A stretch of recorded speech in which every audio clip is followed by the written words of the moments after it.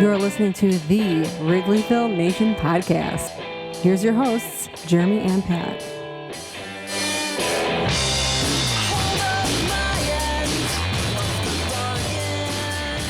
Hello and welcome to the Wrigleyville Nation podcast. This is episode 396 of the podcast. My name is Jeremy Deemer. I will be your host, and I'm joined as always by my co-host. He's my cousin, and he's high atop Wrigleyville tonight.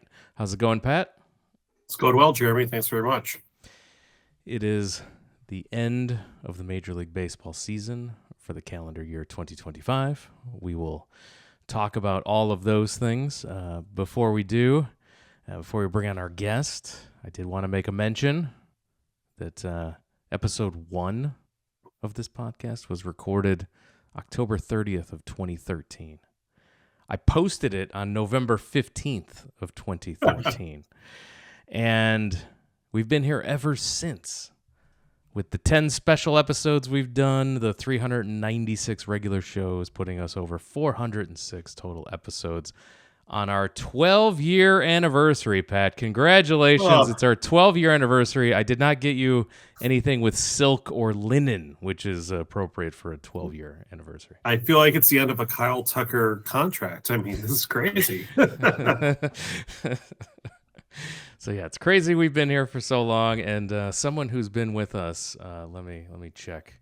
Someone who's been with us 36 times over the course of those episodes. You know him from his work at Northside Baseball, of course, his many appearances here on the podcast. Longtime friend of the show, Matt Trueblood. Matt, thanks for taking time out to talk Cubs with us tonight. Thanks for finally coming on the podcast, Matt, after 12 years and only 36 prior attempts. In honor of it, taking the clock back to 2013, do you guys just want to talk a lot of like Cody Ransom and Donnie Murphy, or?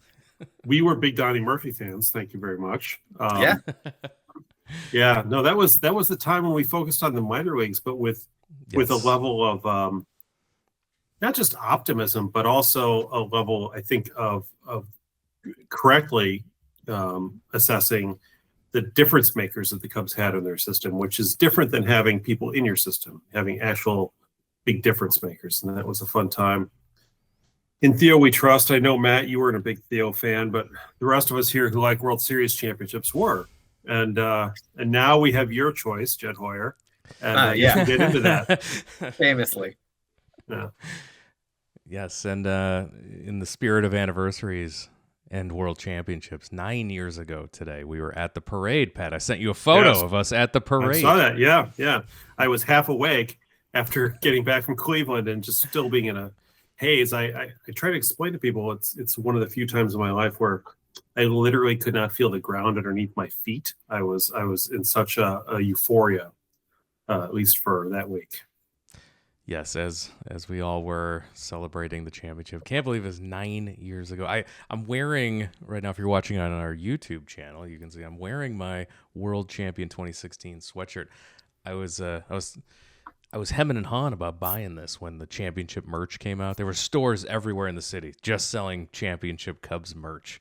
And I was hemming and hawing about getting this is, an authentic one. Like, it's pretty expensive. They were really gouging us. And I'm like, I don't know. Am I going to wear it enough to justify the purchase? Here I am 9 years later, still rocking the sweatshirt. So it was definitely worth it. I can't believe it. It's generously the Cubs have not made you go buy a new one. So that is a way to think about it too. Being able to stick to the same one for 9, 10, however many years is it's a nice way of giving back when they keep hiking season ticket prices and everything. I just spent $400 on my wild card sweatshirt. What are you talking about? Let's talk about World Series. We just wrapped the 2025 baseball season with the Dodgers winning back-to-back World Series. I was rooting for Toronto and the Blue Jays, as many were. I had been to 3 Blue Jays games in Toronto this season, so I was, and I work with a lot of folks that are in Toronto and the metropolitan area there. So Blue Jays fever was sweeping the country, and I was caught up in it, and I was rooting for those Blue Jays. So I couldn't imagine having to endure what they endured between Game 6 and Game 7 and losing the World Series in that fashion. As a person who was enjoying fun baseball games and not living and dying with every pitch, just an amazing, just a fantastic World Series. Probably one of the best Game 7s I've ever seen. Like it had it all. And second best of the decade. Of course. But I'll throw it to you first, Matt, and then I'll share my thoughts. But your thoughts and takeaways from the World Series. I mean, what you said, I think, sums it up pretty well. There's a pantheon we all sort of keep in our heads of our favorite or really the best World Series ever. And rarely do you open it up and add one to it. I think if you're sufficiently selective, doesn't have to be a 7-game series, but obviously that helps. And there have to be some classic moments, and there have to be lots of close outcomes throughout the series, however way each one tilts. And there have to be great players, and there have to be really memorable plays and fascinating decisions and heroics, people stretching beyond what you normally see them do on a ball field. And this one had all of that. I think in the modern age, it's for sure 1991 and 2016 and this one. And I don't know that, in any top 10 of the best World Series ever, this one's going to have a place, probably in a lot of people's top 5. And it's rare that we get to say that. It was really, really good baseball and just relentlessly fun. Sometimes excruciating, but relentlessly fun to watch. Sure. And I think, we're a little spoiled in America, those of us who've been around for a decade, because we saw the greatest World Series just in 2016 for a number of reasons. I think the drama was a little bit greater for that one because of the history of the teams and a lot of other factors, not to mention the whole Kyle Schwarber heroics. When you think back on it, how crazy that it was, that a guy who was out since the second game of the year came back in the playoffs and was the catalyst in Game 7. It just number of factors that made that the greatest of all time. But among that second tier of World Series, like Game 7, World Series, I think this is probably in that next. I mean, we only know the ones we know, right? So it's hard to. It would be foolish of us to say, well, that 1953 World Series was, come on, like we don't know, right? Yeah. But yeah, this would certainly be probably in a group of 5 that fall below that are,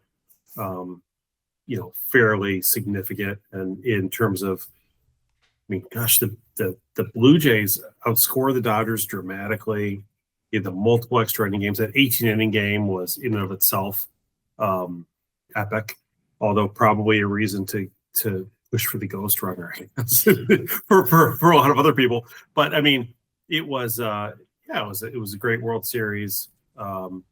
Sorry it ended so poorly, but that's the way it goes. And to your point about the decisions that were made, do you slide into home? Do you run through? All the different things that I think come into play in that made it, I wouldn't say controversial, but it certainly made it like a contested World Series where there were so many plays that if they'd gone, 1 or 2 plays had gone a different way, many of those games would have been decided differently. So, it's interesting in that way, I think. It almost got decided. It almost got decided on a walk-off replay. Yeah. Yeah. Right. Which honestly, I'll tell you what. I've been to a walk-off replay, by the way, and they're not as much fun as they sound. I honestly, ever since they implemented instant replay, that was sort of my nightmare. Was what if a World Series should come down to a play like that?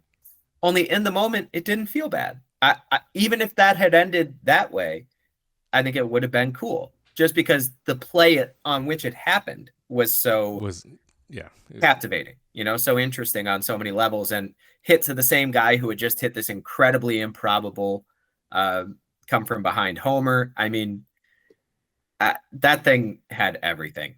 Like I said, 16, 91, 1975 for the really old heads, there are not a lot of series that have packed more interesting things and great characters and great storylines into 7 games or even fewer.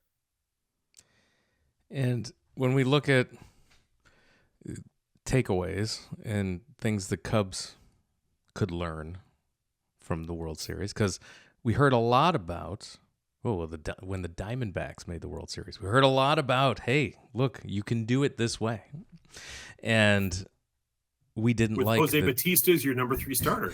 It turns out, yeah, we did not like that takeaway, and we didn't want the Cubs to learn those poor lessons. Right.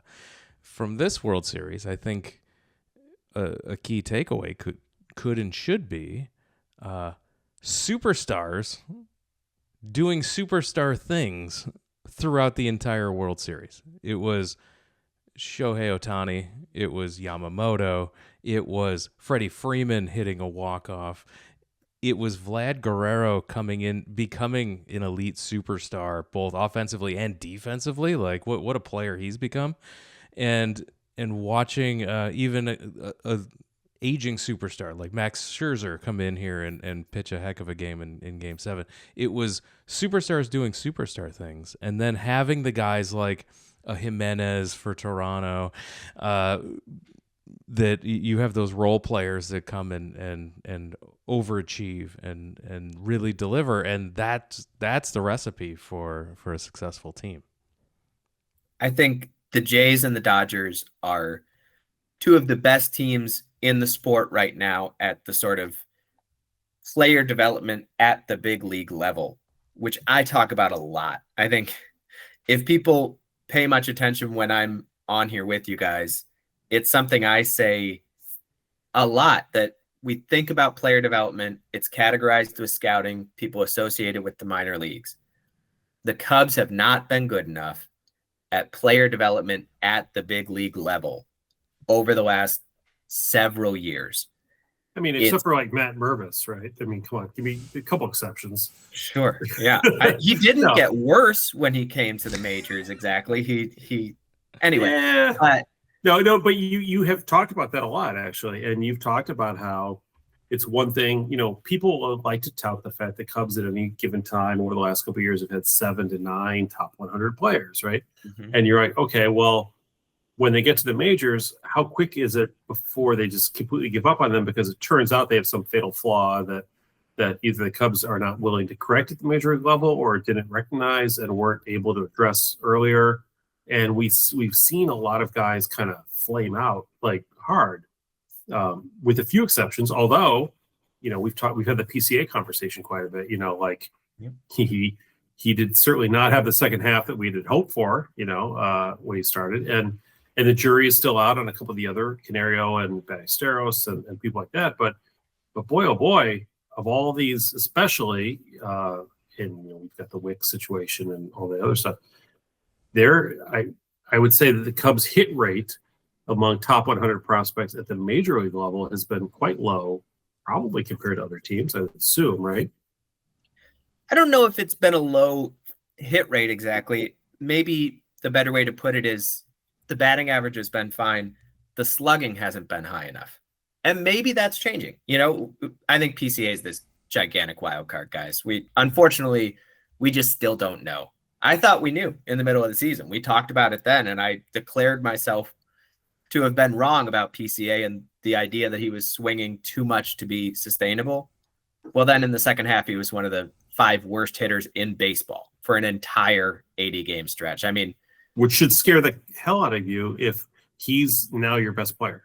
Yeah, absolutely. They should be terrified of it because it is a very real, we just don't know as much about PCA as everyone hoped we did. As of even late July. So there's a high variance there, but Cade Horton showed awfully good things. That's one where you did hit a developmental home run. You didn't just single, right? But they've had a lot of singles. Literally a lot of singles when you look at someone like Nico Horner, except this year, Horner did put things together. So there are signs of progress for this organization toward being what they need to be. But the Blue Jays and Dodgers embody and really give them something to aspire to in terms of when they make a trade, when they make a signing, when they call up a player from within the organization, that player is going to get better more often than they're going to get worse.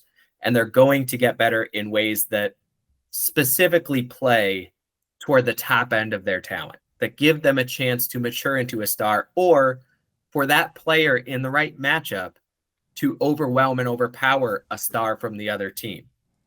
These two teams also miss bats from the pitching staff better than the Cubs do. And I want to talk about that just a little bit. I mean, stars being stars is almost a self-evident, obvious thing. I mean, I know the Cubs don't believe in that, but I do think that is something that I believe in, and that many people do.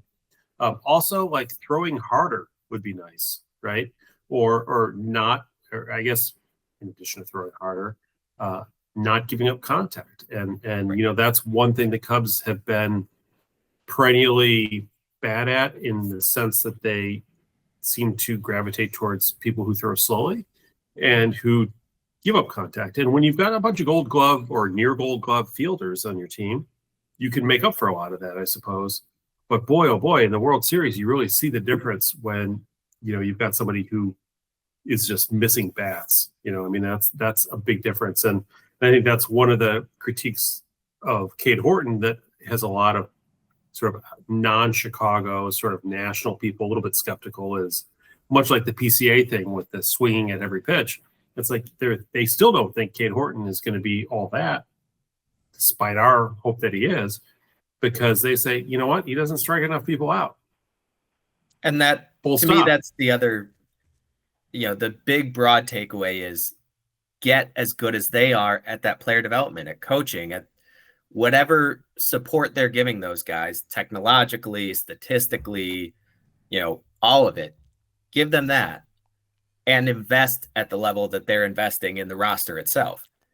The other final takeaway is you really do have to you got to maximize the swing and miss in your pitching staff.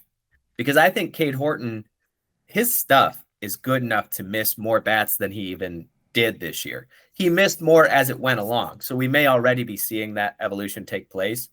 But the Cubs as a franchise, whether they find guys who throw harder specifically or not, they have to find guys who miss more bats, which has informed some of the decisions they've already made and will make in the near future here. But that's a separate conversation. I think that's a great point when it comes to Horton, because this can go one of two ways, right?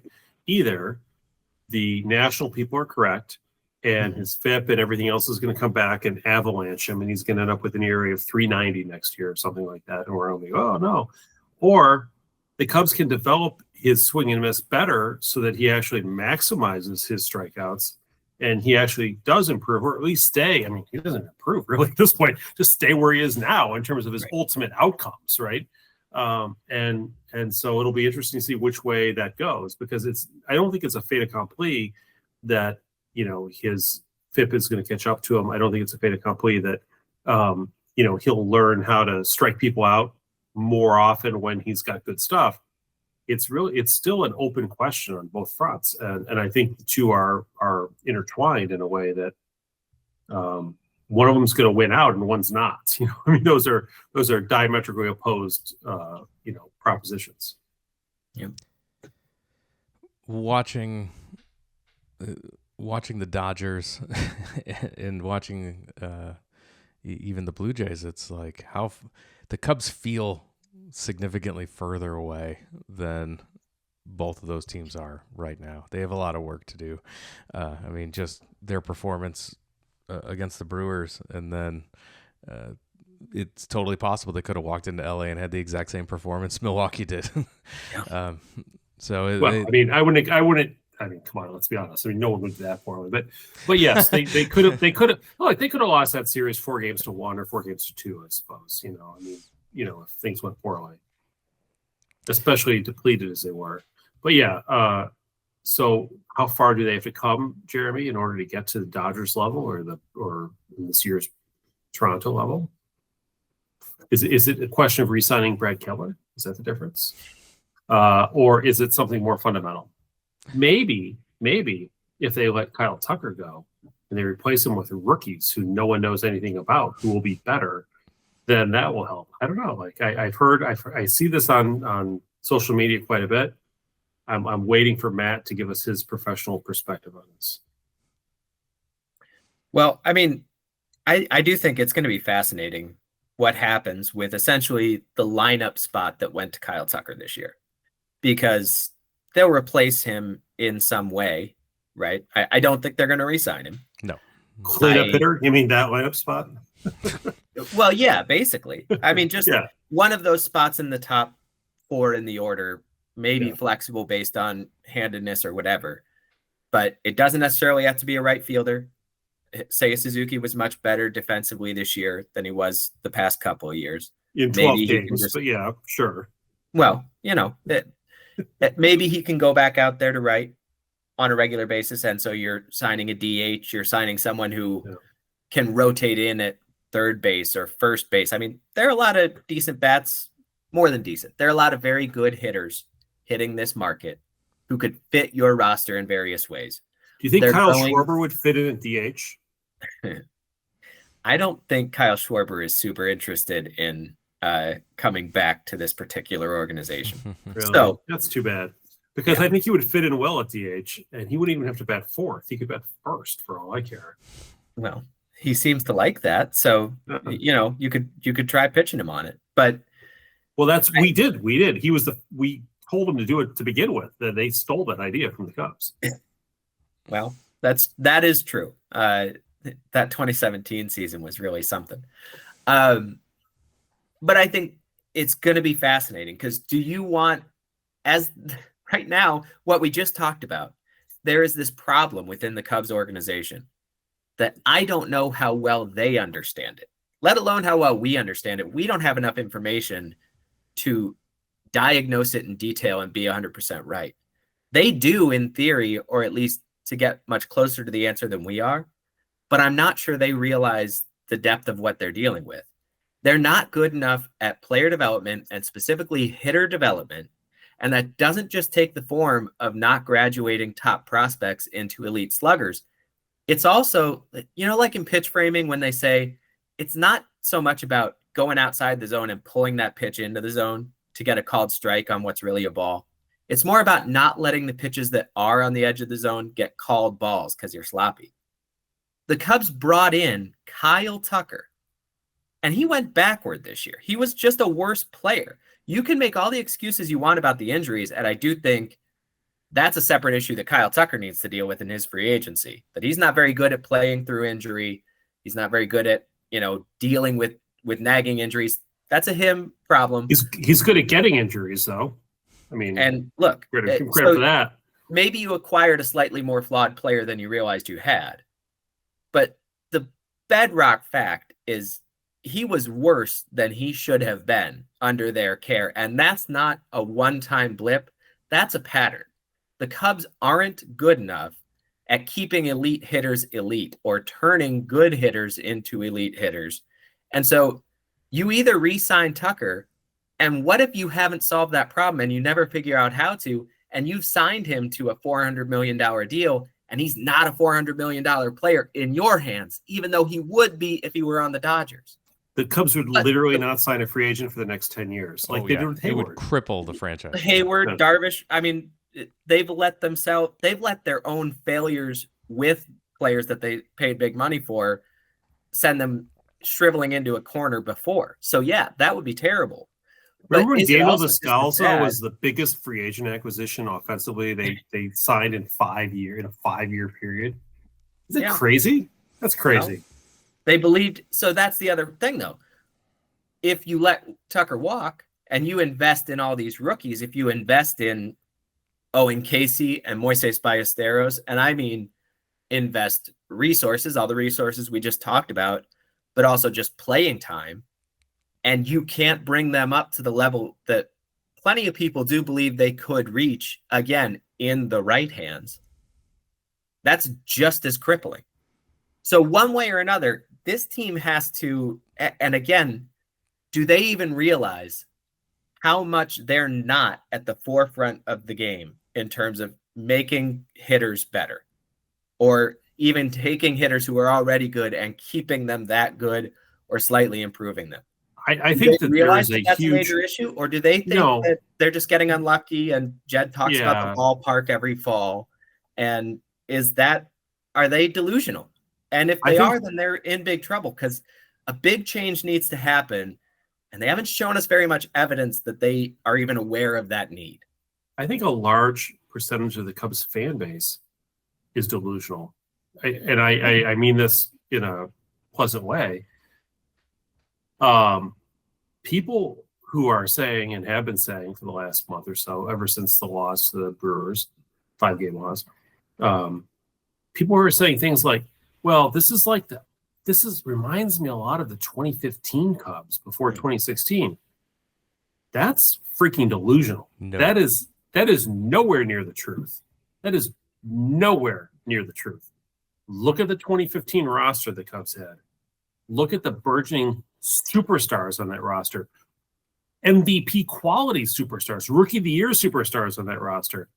And tell me, and not just one or two, not just PCA, 6 or 7 of them in the offense alone, not to mention Lester and Hendricks and Arrieta, Cy Young, like Sandy Koufax like season. I mean, it is delusional to think that this team is on the cusp of a 2016 type of renaissance as currently or anywhere near currently situated.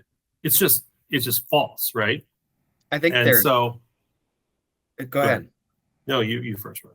I think there are 2 problems happening there that are kind of common. So one is universal they're both universal, but in different ways. So one is the Cubs talk a lot about their player development staff and about, the technology, and anytime there is a developmental win or hey, the metrics said this guy be good and he's good. Look at this. We're smart. They're good at getting that message out. It gets amplified, and then people believe that means that the Cubs are one of the smartest teams in the league, when really those are the table stakes. That's you've met the ante. And a lot of times fan bases who aren't aware of what's going on throughout the league think that just a little bit of success in that kind of a way means their team's ahead of the curve. Maybe that was true a decade or 2 decades ago. It's not true now. You should be having lots of those success stories if you're at the front edge of that wave. A good example of that is that the Cubs' greatest success stories of the last 3 years, frankly, have been the way they've cobbled together a bullpen with very little money that's been serviceable, right? Yep. And that's something that we give credit to Jed for, that everybody says, oh my God, look how great we are. And yet, look at the guys who the Cubs let go from those bullpens who are doing just as, there were multiple all-stars on the San Diego Padres alone from that bullpen.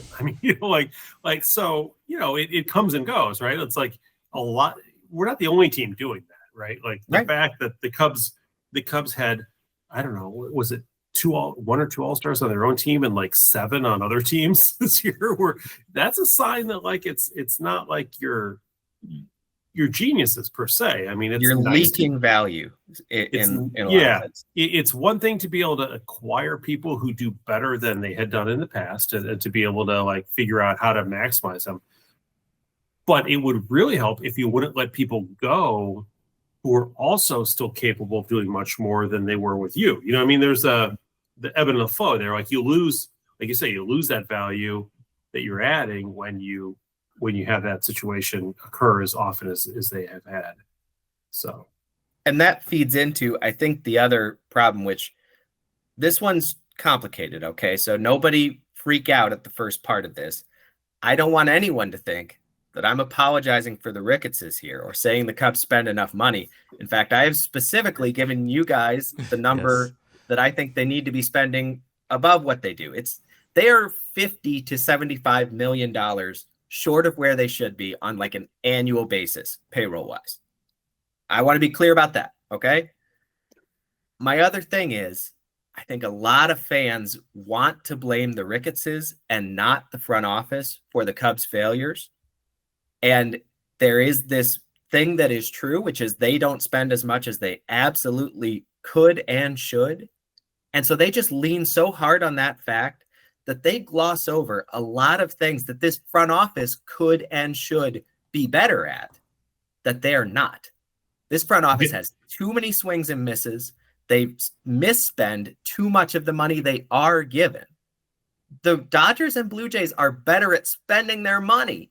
It's not just that they spend more money. They're also better at it than Jed Hoyer. And the Cubs are afraid to make big deals to spend big money. And it reminds me, and I've made this mistake too, playing fantasy baseball, of course, in an auction draft, of where I'm too conservative and I wait for the deals to come to me. And sure enough, I get great deals. I get a dozen great deals, right? But I have no superstars and no stars. And to Jeremy's point, I never win the league because I don't have the stars, right? I just have guys who are probably, pretty decent or good values, a couple dollars less than they should be in the draft. And there is that aspect of it where I feel like, and I think that's going to happen again this year, and we'll get into that a little bit, but like letting, I've been under this impression for the last month or two, 6 months really, that the Cubs were going to try to get guys on 1-year deals or short-term deals because they don't know what's going to happen or they probably think they know what's going to happen, but they don't want to say what's going to happen when they have the lockout at the end of the 2026 season. And so they don't want to invest in long-term deals because they think the market's going to reset and that they're going to have an opportunity to get players for cheap. And they turn around today with Andrew Kittredge and they're like, oh yeah, well, we traded him back to Baltimore. It's like, oh, well, they had him for 1 year. So what's going on there? Like now the guys they have for 1 year, they're still getting rid of. So, when I see stuff like that, I think, okay, I don't know what the real plan is here. Other than I don't see them being, that to me is a telltale sign that not only are they going to be aggressive, but they're going to just sit around and wait for deals to show up at the end of the off season, like they have the last couple of years. And if they don't show up, just like they did last year, like, well, we'll get them at the trade deadline. And then at the trade deadline, oh, no deals then. And then they just don't get them at all. And that's honestly, sometimes they throw money out the door late in the off season just to say they spent it. Yes. Which is Jed Hoyer covering Tom Ricketts' butt a little bit and covering his own. Like Hosmer. I mean, guys like Hosmer. Hosmer, they only spent the league you know. minimum on, right? But right. I guess Simmons is a good one. Yeah. Justin Turner. Mancini. Yeah. Ryan Presley. Yeah. Hector Neris. These are guys that I don't think Jed Hoyer even believed that those guys were going to be impact additions.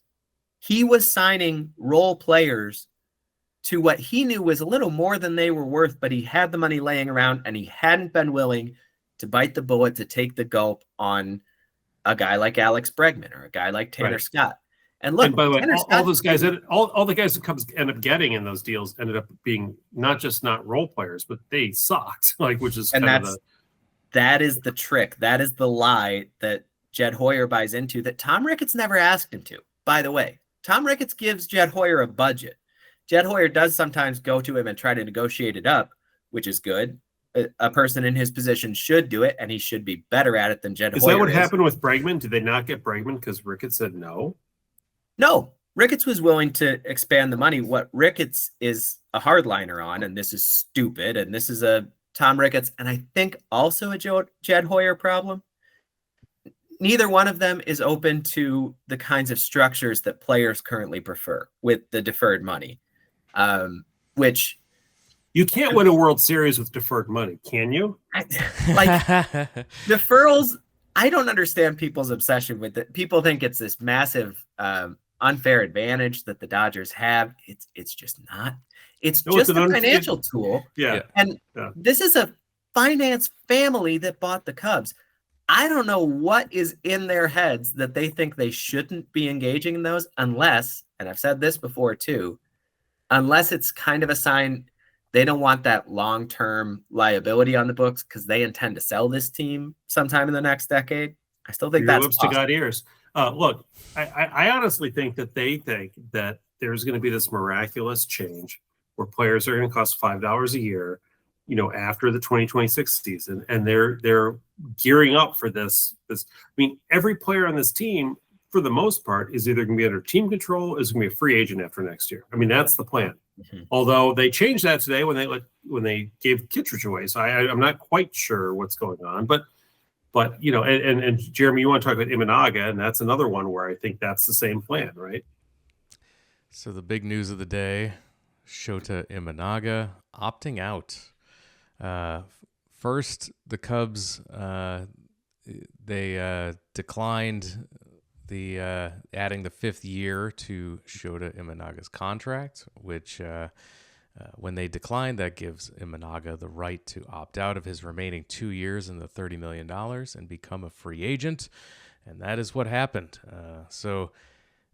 Matt, are the Cubs hoping that they give him a qualifying offer here that he turns down, or what's the strategy here besides what Pat was just describing? No, they're just kind of down on him, and this is where, again, people are going to construe it. I think a lot is about, they saved money and that's their idea of a win. I don't think it's that. I think they have some reason to believe that he's just not going to come back to where he was before getting hurt this year. And he's not getting younger. That's for sure. Right. They turned down their side of it. That became basically a no-brainer by the end of this season. You were not going to give that guy. Effectively, what they had to do was trigger 3 years and $57 million. Or and yet 100 days ago, people would have said, "Oh my God, you should accept it today." Of course you need this. It's funny how that works. Right. But a lot has happened for him specifically. A lot has happened in that amount of time. And so that was pretty much off the table. I'm a little surprised that Imanaga didn't exercise his side of that option, because it's not even, it would have been 15 million this year. And then the Cubs would have gotten another chance to basically buy him back up to that 57 million number in total by paying him more in 27 and 28. They would have gotten that opportunity next winter. But the worst case scenario for him would have been another $15 million. I think there's a chance he'll do better than 2 and 30, but it's not a great chance. I don't think the Cubs are going to offer him a qualifying offer at this point. Really? I think they are comfortable. Not even for the draft pick? Well, because I think, honestly, I don't think they wanted him back at the price that they didn't want him back at 3 and 57. They would have been okay with him coming back at 1 and 15. I don't think they would have gone out and traded him this winter if he had exercised that. I don't think they want him back at 1 and 22. That is where I say you just got to be willing to spend that money and not worry about it, so that you can get that draft pick, because he's probably going to decline the offer. That's what most guys do. So on Cubs Twitter today, we had this hilarious exchange where but others did, where the news comes out, the Cubs have decided not to give him the 3 and 57. Mm-hmm. And you get a lot of people saying, well, they didn't give him the 3 and 57 because, he wasn't doing well, and he's old, and you can't trust this or whatever. And then it turns around and he declines the 15. And then somebody points out, well, he could get a qualifying offer for 22. And they're like, it's funny how people flip their perspective so quickly, right? Like they're like, oh, well, he's the number 2 starter. I can't believe we're not going to give him 1 to 22, and whatnot. My take on the whole situation, though, was that 1 and 22, I think the Cubs, obviously, the difference between 3 and 57 and 1 and 22 for the Cubs is they want everybody on a 1-year deal at this point. And, they just let Kittredge go. That was how much? 9 million? Something like that? 10 million? Like a lot. How much were they paying Imanaga last year? I mean, 1 and 22 is not really that outrageous, like a flyer, frankly, when you don't have to deal with him after that if you don't want to. And if you offer him that and he finds a better deal somewhere else, you get a draft pick out of it. So even better, right? So I actually could see them. I mean, you're saying maybe not, but I could see them offering that just because of the fact that they haven't spent any money on anything. They're not spending money on anybody. Look, they're not going to spend money on 4 or 5 See, the only deals they ever make are these shorter 3 or 4 year deals for like a Suzuki or a Toyota or whatever. And even that, I don't know if they're going to do this offseason, or if those are going to be out there. So why not get him for 1 year and $22 million? Because he, along with the entire rest of the team, will be free agents at the end of the year, and then they can recalibrate with the new CBA that comes out. With our luck, we'll be even more players or something. So they'll be completely in a mess. But I don't know. Like it seems to me that the difference between 22 and 15 for them at this point, for this 1 year, for this one guy, given the fact that they're not going to invest in somebody for 6 years at $28 million a year this offseason, right? What do they care? I think if you gave Jed Hoyer truth serum and asked him right now, he thinks he is going to spend $28 million for 6 years over on somebody this winter. I'm not positive who it'll be, but Dylan Cease? No, Michael King? Frankly, Cease isn't going to get that much. You think? Yeah. So, no, we say this, right? But, Yeah. every year we look, and this takes us to, Jeremy, the point that, so you've got that list, right, of the Baseball America has listed all the players that they think who are free agents and what they think they're going to go for, right? And this is my pet peeve with Cubs fans every year is that Cubs are like, we're going to get a frontline starter and we're going to get a middle of the order bat. And then when the prices come out, they're like, oh, that's too much. Oh, thank God we didn't. That was dumb. Thank God we didn't do that. That would have been a terrible mistake. And then we end up with neither of that. Like we get a number 3 starter and like a number 7 hitter. And then we're like, well, that's the best we could do. This market's crazy year after year after year. And then all of a sudden those markets don't seem so crazy 4 years later, do they? So, yeah. So would I give Kyle Tucker 11 years and $360 million, as Baseball America says? That's a lot less than we anticipated he would have gotten a year ago, right? Yeah. You can make arguments either way. Is somebody going to give Cody Bellinger 6 years and $175 million? I don't know. Are the Cubs going to give any of these guys? Well, let's. Go ahead, Jeremy. No, let's stay on the list while we're here. Okay. Kyle Tucker tops on the list, 11 years, 360. We know that's not happening. Number 2 on the list, Bo Bichette, 8 and 240. Bo Bichette cannot play shortstop any longer. He's a DH or second baseman. Coming off a miserable season 2 years ago, and then a good season this year, right? Except he got hurt. And then he got hurt. They're not going to deal with that. So that's an out. They're out, right, on that. Yeah. And then you've got Valdez, 7 for 220. They'll never sign him. He tried to kill his catcher, right? And that episode was symptomatic of a broader issue for him. Yes. I think you can comfortably cross him off just because the matchup of it's not a good clubhouse fit. Front office is not. Yeah. I don't think that's happening. Alex Bregman, 6 and 180. They already had that chance. What were they looking at last year for him? What was the before he settled for that shorter deal? What were the numbers last year for him? The Cubs were willing to do a relatively straight 4-year, $125-ish million deal. And now he's a year older, and he wants 2 more years. It would not have come with the opt-out after this season. The Cubs were sticklers about no opt-out after 2025, which was a sticking point for him.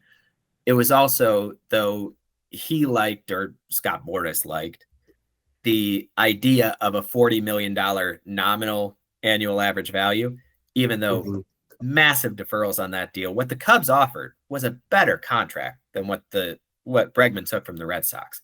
Yeah. That's a problem of Jed Hoyer just not getting it done in the room, but also of the Cubs not being flexible enough in the structures they offer. Like we were talking about earlier, I think they will circle back to him, and I wouldn't be shocked if that one happens. But what position would he play? Third base.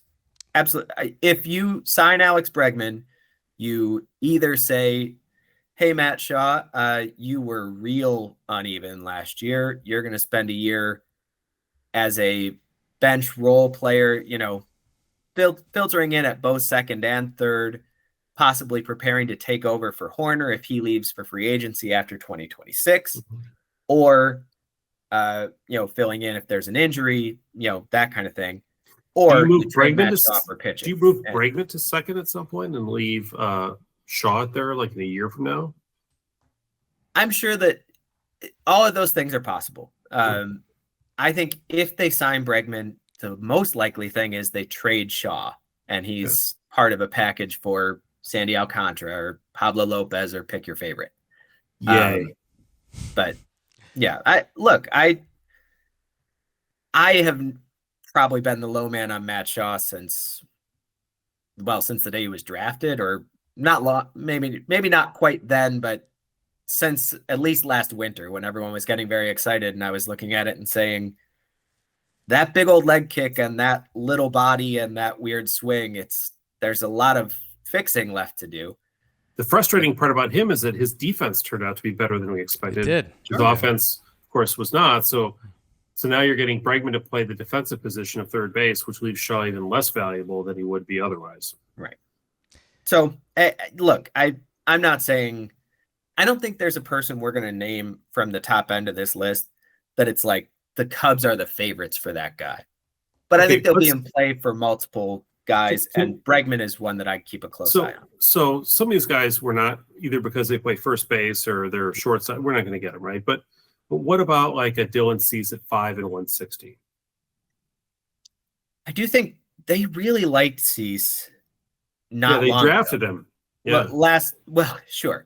But even last winter, they were in, I don't want to say advanced. I don't want to make it sound like it fell apart at the last second. They talked to the Padres a significant amount about Dylan Cease last winter.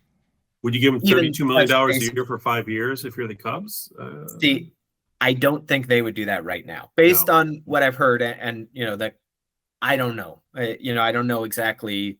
Dylan Cease sounds like the guy who, if he doesn't get the deal he wants, the Cubs give him a high average 3-year deal with a bunch of opt-outs, like in early February, right? Absolutely. Kind of like a Carlos Rodon deal from when he first signed with the Giants. Yeah. That 2-year deal. It's a little bit, if I'm Cease, I may be even more open to that than a Rodon would normally be, because Cease has been so durable that probably you're going to sign that deal and feel confident that you either, maybe you get hurt, but it's much more likely you stay healthy and you just get to survey the market again next winter and make your decision. So yeah, I could definitely see that happening with him. Among those pitchers though, what about like Michael King for 4 and 110? Is that more enticing? Yeah, in theory. Of those two pitchers, in my theory, he is. Yeah. I think the Cubs are slightly higher on Cease, but not as much higher on Cease as, the price tag difference there, or that's reflected at a lot of the projections around the web. So Cease's market would have to back up on him a little more for the Cubs to get Cease than King's would for the Cubs to get King. But they do like King, or like Cease better than they like King, just in a vacuum. Jeremy, would you prefer Imanaga for 1 and 22, or would you just say, you know what, to hell with it, let's do Brandon Woodruff 127.5, which is what he's listed as here?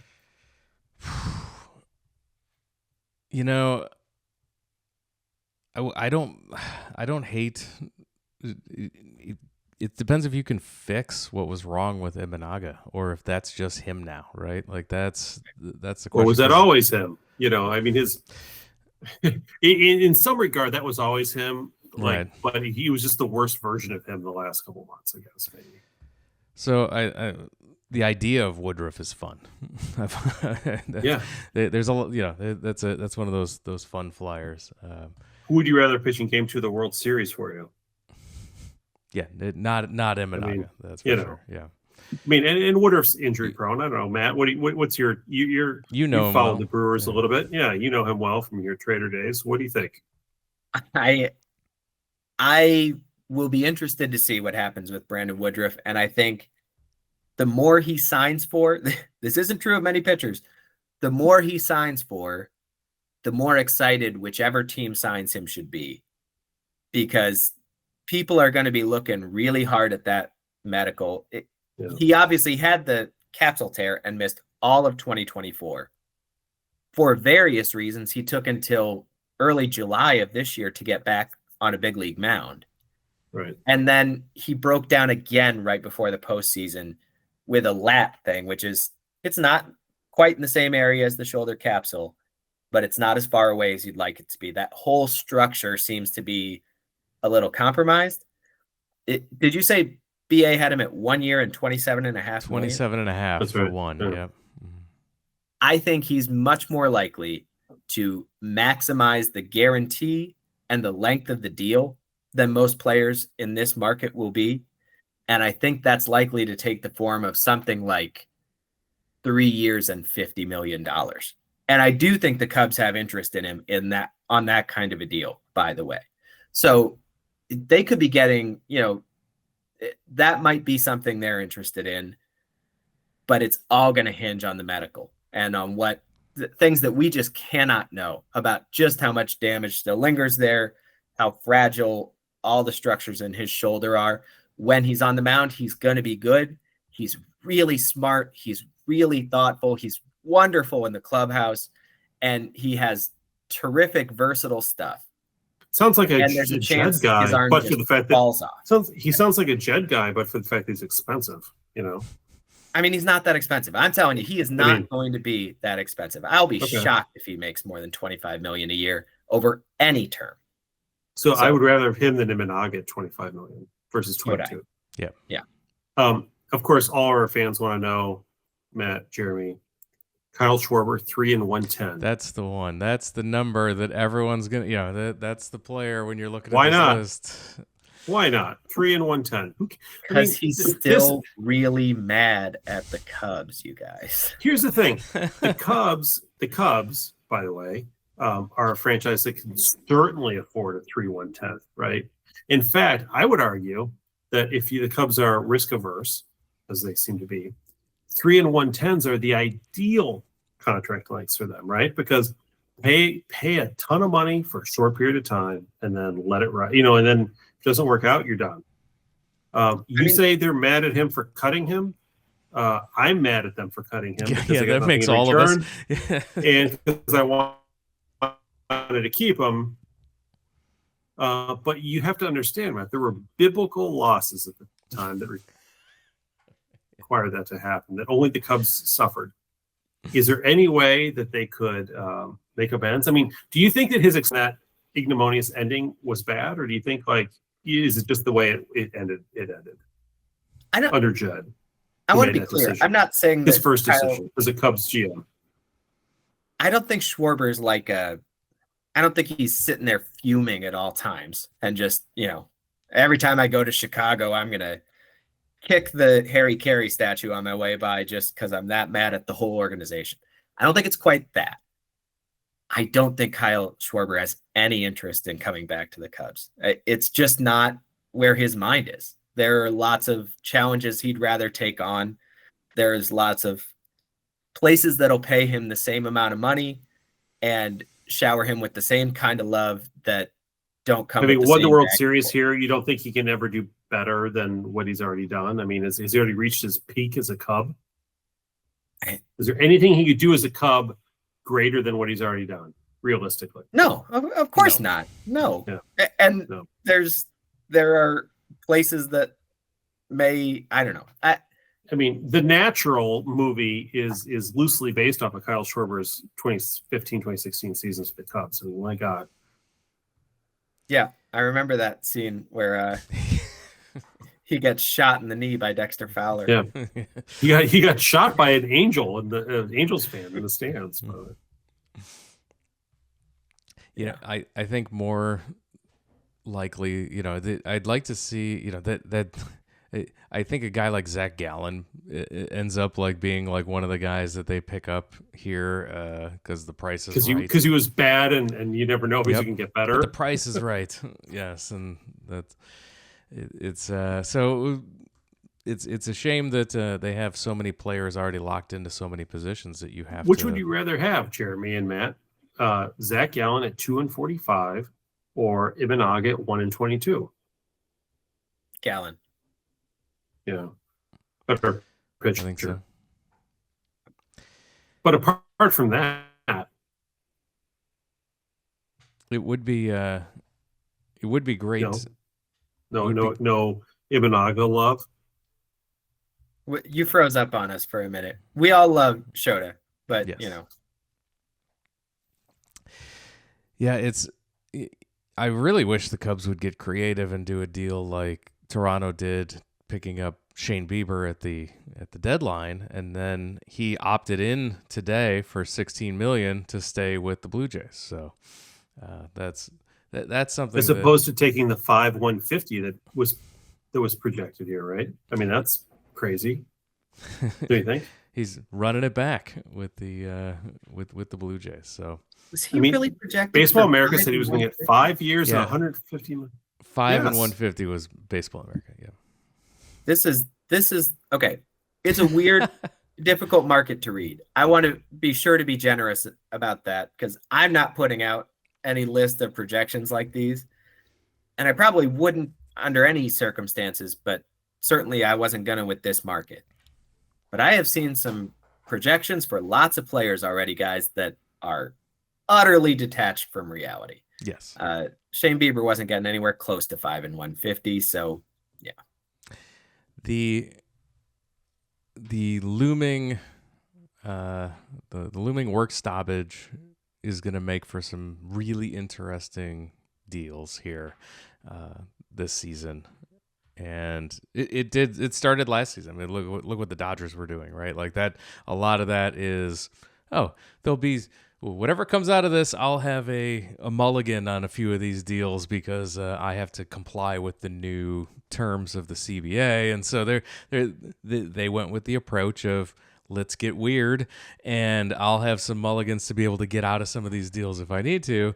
Whereas others went the route of, well, I'm just going to be paralyzed and be in a holding pattern and 1-year deals just because I don't know what to do and I don't know how it's going to impact me going forward. So it'll be a strange market this offseason as well to see what people do heading into the work stoppage at the end of 26. Speaking of 2026, let's talk about some early predictions before we wrap it up and call it a podcast. Pat, we'll start with you. Early predictions for the Cubs. I predict that the Cubs will make a play for being in the wild card race. And that will entail letting their best player go, Kyle Tucker, letting several of their relief pitchers go, as they already have. Their number 2 starter will be gone. And they will hope that they get better health out of people like Justin Steele and Kate Horton and Matt Boyd and a whole host of people. And they will patchwork together a team with a couple significant additions, but those significant additions will be last minute, sort of like whoever's left kind of additions. Like the Yu Darvish signing where it was. I can only wish they'd be like the Yu Darvish. No, I think this will be more akin, not quite Justin Turner level, but I think you'll see the Cubs get guys late in the game who you think, okay, well, they could be decent, but they're not like game changer types, right? They're not Kyle Tucker types for sure. They're going to have to bank on all the older players as they get older, like Swanson and Happ and all those guys not losing it, Kelly, et cetera. They're going to have to bank on Pete Armstrong being closer to the first half than the second half of the season, if not, completely as good as he was in the first half, but closer to that. And then maybe they go out and they do what they often do and get a Japanese player on a deal. Somebody, one of the, maybe I don't know if it's going to be for a Kamimi or somebody, but so it's one of these guys who they think can hit some role on the team, sort of, I don't want to say on the cheap, but on the cheaper than they might get, with like a Josh Naylor or a Pete Alonso or a Bergman or whatever, Bregman. And they're just going to kind of piece it together and hope for the best and say, you know what, we'll make up for it at the All-Star break or at the trade deadline if we need anything else. They'll probably let some bullpen pieces go. They'll sign some new ones. Hope they work out. Hope it gels. The year that it doesn't gel, they're going to be in big trouble because that's part of their philosophy, and it's worked for them the last 3 years, albeit not in April usually, but certainly after April, most of these years. So they have to hope that continues. And I think it's going to be kind of a get through the season and give it a yeoman's chance or yeoman's shot, and then get ready for the work stoppage, and then see where things are, and then regroup and come up with a whole new game plan based on the new rules in 2027. So no, they will not make a push for a World Series run. They will not make a push to get better per se. They'll make a push to not get worse. Matt, are you more optimistic than Pat here? Yeah. He didn't leave me much room to be less optimistic. I think it's going to be an offseason that rhymes with last offseason in a surprising number of ways for people. And in fact, it's kind of the offseason that Jed Hoyer's just habituating everyone to. 2 winters ago, they waited forever, and it was a nightmare of a thing, but they brought back Cody Bellinger on a substantial deal to reinfuse their offense with something.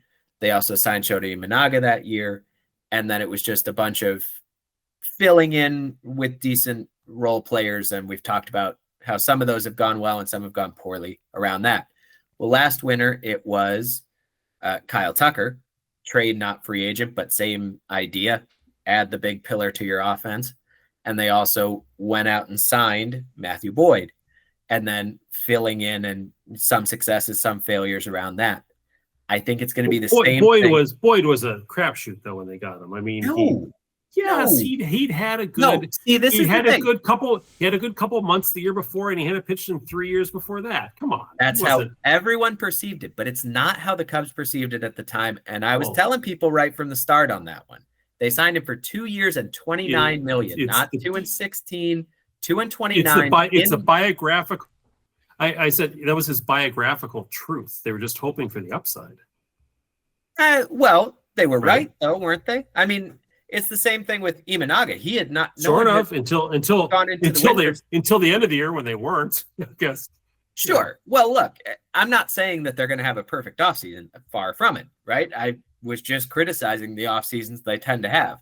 But the bright side of these last 2 off seasons was they did find a left-handed starting pitcher in the middle of the market who worked out relatively well. And you can even stretch back before that. They got Jameson Taillon, who's worked out relatively well. They're not actually bad at shopping the middle of the market for starting pitchers in free agency. And then they're going to fish for a big hitter to add to the lineup. And this year, I think that's much more likely to be a free agent than a trade target. And they may therefore sort of flip things and sign the big hitter and trade for the mid-level starter. But I think they'll add one significant piece on each side, and then the rest will be filling in. People will be a little unsatisfied. I still do think they'll be a playoff team next year, and a relatively good one. I don't think they have much chance of surging past the Brewers. The Brewers, guys, this past season was the best chance for 5 years on either side that the Cubs will have to surpass the Brewers. Not saying they can't sneak past them some other time, but it'll 5 be years a long time. We'll see. Surprise. We've got a lot that's going to happen after next year. We'll see how that works. I worry more about the rest of the division actually getting better with the Pirates pitching and the Reds pitching. I mean, talk about some swing and miss guys. Those guys, have a lot of it. But let me get back to Boyd real quick, because look, Boyd had a great first 4 months, and I am ecstatic by his overall numbers, given where we got him at the beginning of the year.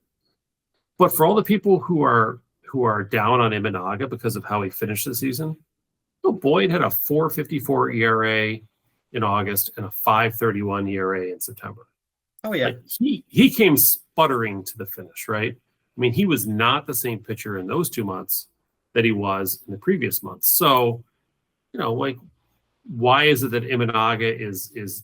I mean, people can guess, but Imanaga was this guy who's definitely done, right, because he had a bad last 2 months, whereas Boyd is gonna just be just fine this year. I don't think necessarily either of those is the case. I think the truth may lie somewhere in the middle. But I think Boyd overperformed his first 4 months with the Cubs. That was, I mean, he's had some good years before, but pretty far removed. And so, he didn't have good years at the end, or at the good months at the end. I don't know exactly what they are going to get from Boyd, but I certainly wouldn't count on him as your number one starter. I'd like not to have him as your number two starter, frankly. I mean, in an ideal world, right? No, of course. Their goal I guess, put it this way. Their goal going into next season will be for the opening day rotation to be Cade Horton, someone who doesn't currently belong to the organization, then Boyd, who will be displaced by Justin Steele who, by the way, at age 34 had his best season ever. Boyd as a pitcher. Yeah. No, I mean, he absolutely did. We've talked about the ways that happened, but they saw something real that he unlocked the previous year in Cleveland and that they could do something with. In 37 innings. In 37 innings or whatever, right? It doesn't. This day and age, we don't need more than that. We really don't. If a guy's doing something process-wise different and you see it and you go, okay, that's a change from what he's done in the past and it's going to give him more success, that's the time you buy. That's why they went out and got him at Thanksgiving. They weren't waiting until mid-December, and it wasn't they signed him at higher than people expected him to make market-wise. That's because they believed that this was going to happen, that exactly what happened was going to. Now, he did wear down because he'd only pitched not only 50 innings the year before, but the year before that, basically none. He had some volume, some stamina to build back up. They're not going to expect him to be a 180 inning workhorse again next season. But at age 35, he was a good pitcher for them, and he will be. They expect him to be better than Shota Imanaga will be next year. Now, that's not by a huge margin, and even they would acknowledge that's not guaranteed. But they like Matthew Boyd better than Imanaga, and I think I agree with them about that. It's just, again, like you said, it's Horton at the front end, and then it's someone else, and that someone else couldn't be Imanaga in their head. They needed a better number two. And then Boyd's going to be your three that you want to end up being your number four by June. When Steele comes back. And then you've got Tyon behind that, right? If Jackson Wiggins works out the way you hope by August. Or Tyon, don't forget him.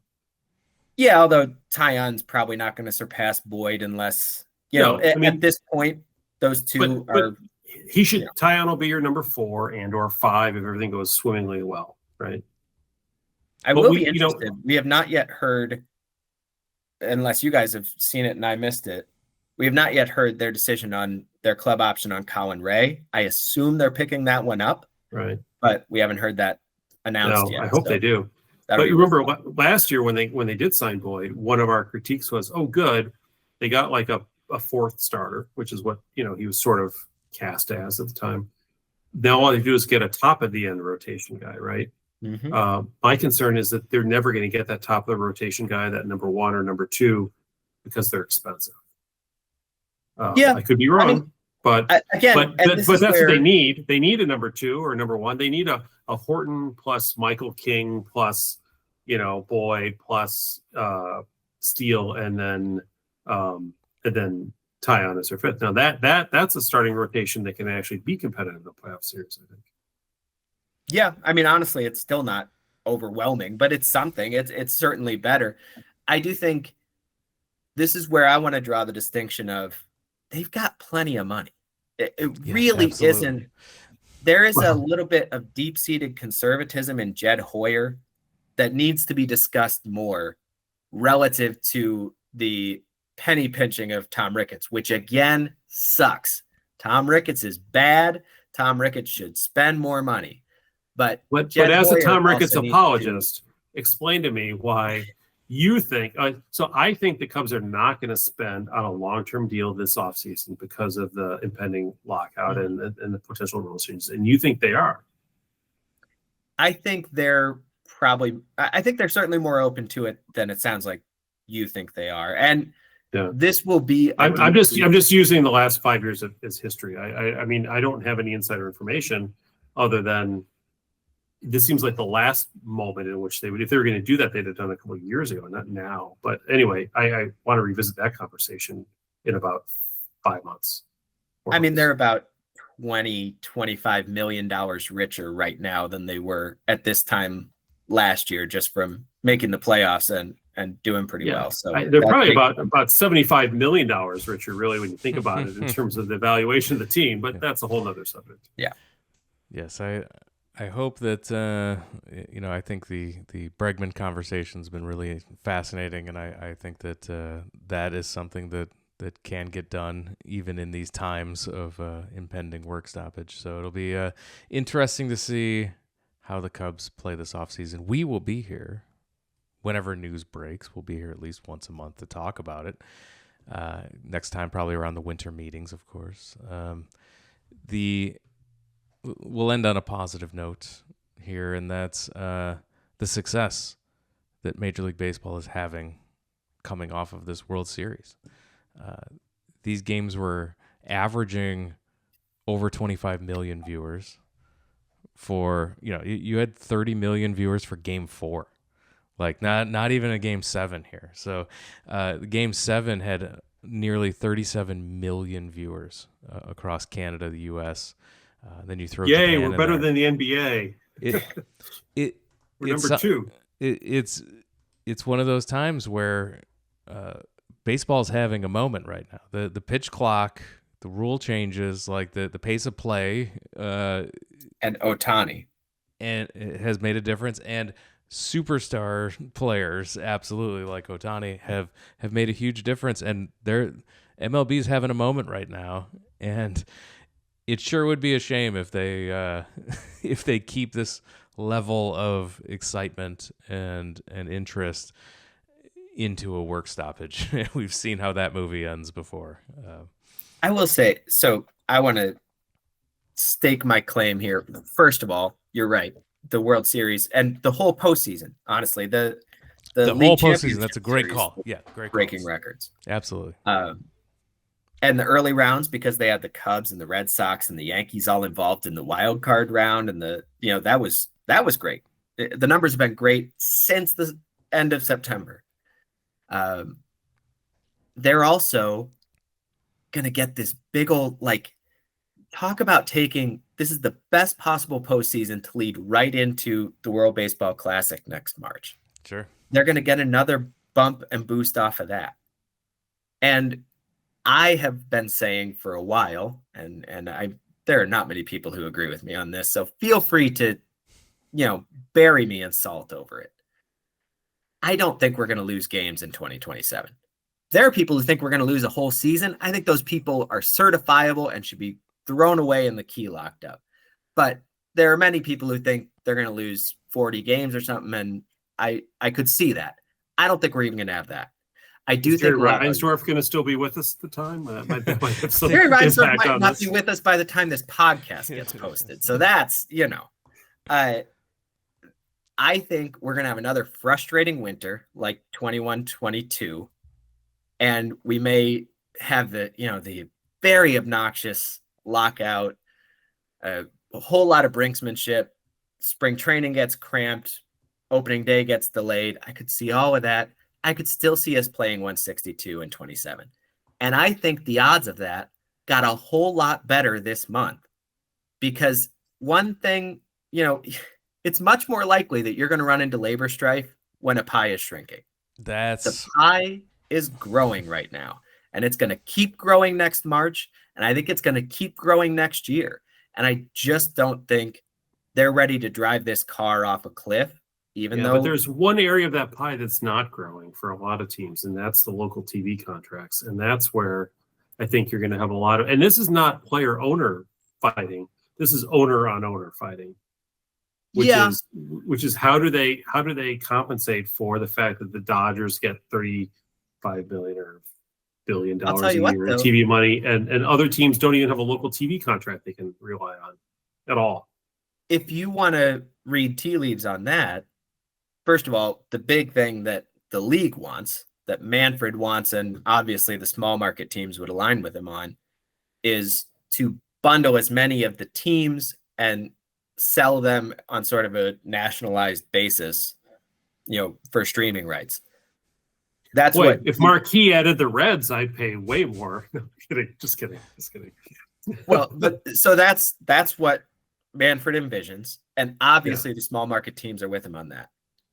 Just last month, there were quotes from the Dodgers and the Yankees that basically said, yeah, we're open to that. We understand that that's the way things are going, and we look forward to talking more with the league about what it'll eventually look like. I don't think that's going to happen in the next year and a half. I think there's too much of a gravy train running for those big market teams for them to just like jump out of those deals and into a big league. And those teams will be the first to tell you that they're basically financing the Royals and the Reds and some of these other teams. I mean, I think there's a resentment there. They feel like they're basically keeping these other teams afloat who refuse to pay anything for payroll and who are just kind of like muddling along to be the New Jersey Generals of this Globetrotters world that they're in. Except that right there, that attitude that you're describing, which was, I mean, George Steinbrenner had screeds about it, right? That was the hard line drawn by every big market owner in the Bud Selig era that created a lot of the strife back in the 90s. It's not currently in evidence. The big market teams are not pushing back the way they would need to push back for that TV issue to be as big a wedge as people are imagining it's about to be. The Steve Cohens and the Dodgers of the world are not at this point. They're not. They're not mad at the small market teams. They maybe have a case to be, but they aren't. They really are not. Do you think the small market teams are mad at the big market teams? No, not really, because because they're being bought off. Yeah, the checks keep coming. Yeah. And on that score, that literal almost buying off comes in the form of the big national TV contracts. Well, the league is due to renegotiate its whole national TV package. And the Marlins aren't going to earn a single dollar of that for the league, but they'll get their share of it. Yes. And they have been. That's the gravy train that's been running for the small market teams. Right. Well, they're set to renegotiate that whole thing in the late 2027, like 2 years from right now, minus 2 months or so, kind of that window.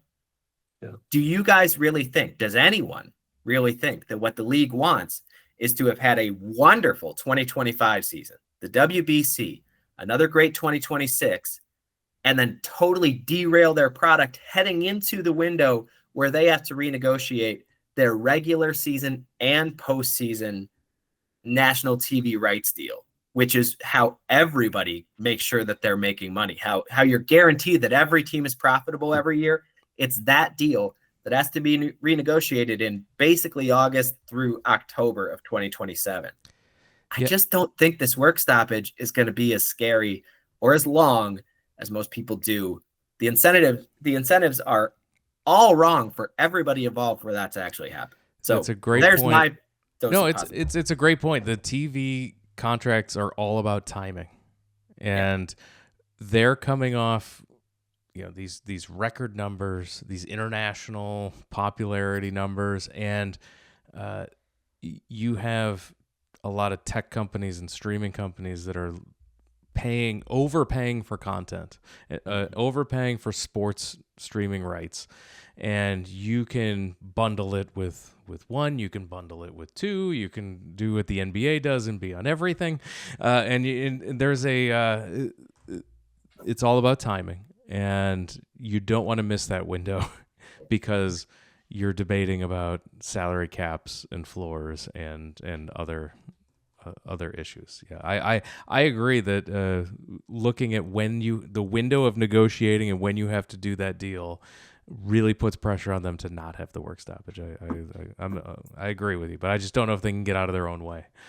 I'd appreciate it if you could FedEx me some of those optimism pills that you've been taking, because I could really use some right now. You do seem like you missed an entire shipment, Pat. Yeah, I think I did. Well, with that, we are going to wrap it up and call it a podcast. So time flies when we're hanging out with Matt. We're talking Cubs. We're talking baseball. We will be back probably around the winter meetings if news doesn't break before that. Of course, we'll be here. So make sure you stay subscribed to the podcast. Make sure you subscribe to the podcast via YouTube. That's where the video version of the podcast is, as well as the audio version. And make sure you're following us on all the social media platforms so you don't miss an update from us at Wrigleyville Nat across all the platforms. And Matt, why don't you remind our listeners how they can find your work on the internet? Northsidebaseball.com and baseballprospectus.com. You can find me on Blue Sky at matrueblood.bsky.social. But pretty much Northside Baseball, man. We've got a good off-season lineup, lots of energized writers who enjoyed the playoff stretch and are already fired up to have lots of these debates about what's good, what's bad, what the plans are for the months ahead. So come and join us. And we have a great community of, forums to chat about this stuff in every day. You don't just have to listen to me talk at you. You can get involved in the conversation too. And with that, we're going to wrap it up and call it a podcast. Pat, thank you for joining us. Jeremy, I'd like to give a special Wrigleyville Nation shout out tonight to our favorite 2025 Gold Glove winners, Nico Horner, Ian Happ, and Pete Armstrong. Congratulations on gold gloving. Yes, and with that,